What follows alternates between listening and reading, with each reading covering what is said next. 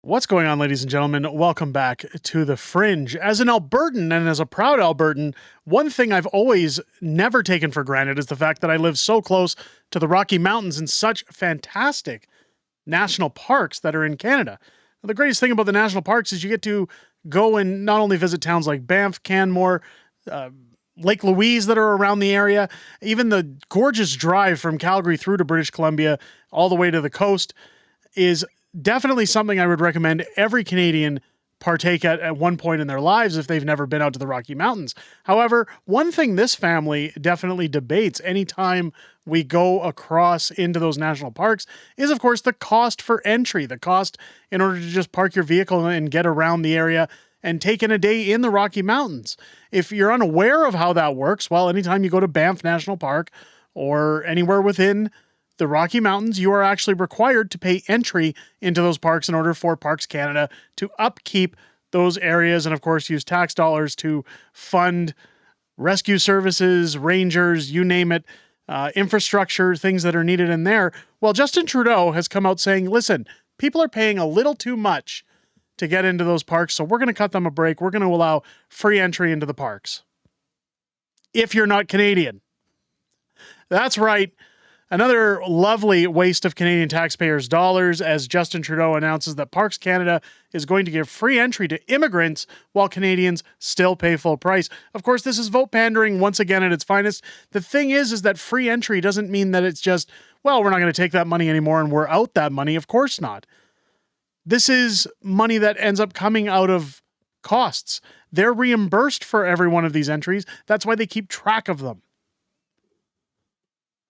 It says here on the article from the Counter Signal, in another move showing that Trudeau government doesn't care about Canadians, immigrants will now get free admission to all places administered by Parks Canada, while Canadians do not. According to the post from the Government of Canada, all newcomers and new citizens to use the government's Cano app, I believe that's how it's pronounced, will enjoy free admission to all places administered by Parks Canada across the country for 1 full year.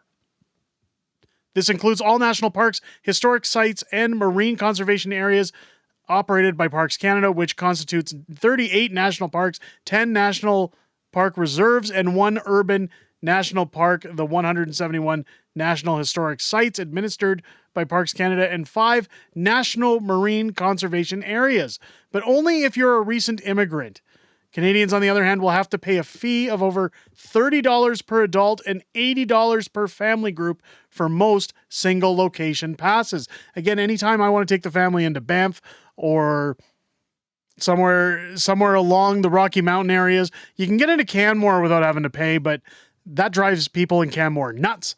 Of course, they don't want all the tourists in the town, but in order to get into Banff National Park, or if you're going to go to Lake Louise or any of the ski resorts, of course, you got to pay to get into Banff National Park. $80 per family. Some expenses immigrants will still have to pay, like Canadians, include camping, backcountry, and other accommodations. Canadian Rockies Hot Springs, Northern Park, backcountry backpacking and excursion permits, lockage, mooring, reservation fees, and guided tours and hikes and programs not usually included with admission. Again, all admission does is it allows you to park in places like Banff. It allows them to essentially not give you a ticket for being in the area. While it's unlikely most or even many will take advantage of these free passes, this still constitutes a significant degree of potentially lost revenue given the fact that Canada is taking over 1 million migrants per year, by far the highest amount proportional to the native population in the G7. Even worse, it reeks of Trudeau's casual favoritism for newcomers over those who have been here for years, if not their entire lives. Again, good points being made here by Cian Bexty. However, one thing I want to, talk about is my video earlier this week where I talked about, again, City Council in Calgary outvoting to allow essentially non-Canadians the right to vote in municipal elections. They're going to push the province for this in order to put it through. Now, of course, Danielle Smith is not going to abide by that. Councillor Rick McIver has come out and said, it's not going to happen under our watch. Nobody's got to worry about it. However, leftist WEF pundits like Naheed Nenshi, who are running for the province, who, again, I have shown in that video, hold a very, very thin margin on getting approval in Calgary in terms of boosting them over what Rachel Notley could not is very viable. People should be scared if Nahid Nenshi gets in. This is the kind of stuff we're going to see. And not just free admissions to parks. I'm talking about this is how you install policy. This is how you install corrupt officials. You keep pandering to those who are coming in here by giving them amenities, giving them low taxes. And I'm not talking about people from one specific country. Vote buying is not a new policy. It is not a new concept. This has been going on in the United States for decades. It's been going on in Canada for decades. Justin Trudeau simply uses it to keep his power in place because nobody else wants to vote for him. The money taken to essentially pay for these things could have gone to other things. Now, again, I tried to re-find a clip I showed this week in one of our earlier videos, but I've pulled this one from Canadian Capital Clips. Let's take a listen to what Michelle Ferrari's talking about and why I don't agree with free park passes for migrants. Thank you, Mr. Chair. Thank you, Minister, for being here as we discuss persons with disabilities and inclusion. And, you know, we've heard a lot from disability advocates, and in particular, I met with them last week in my riding, the Council for Persons with Disabilities. And I just want to ask you, do you think $6 a day would lift somebody out of poverty? Mr. Chair, I think it's important to recognize that, you know, with the $6 billion, the single largest budget item that we put forward in this budget is going to significantly make and close the poverty gap. I think what we've seen here today is the Minister answer every single question with the same response. And so by the time, if you're just watching this, people are looking for some answers, Minister. With all due respect, this is your file. So that's done. What you've been doing for the last hour here, or however long we've been in here, they're done. So the disability amount is $6 a day. It's $200 a month.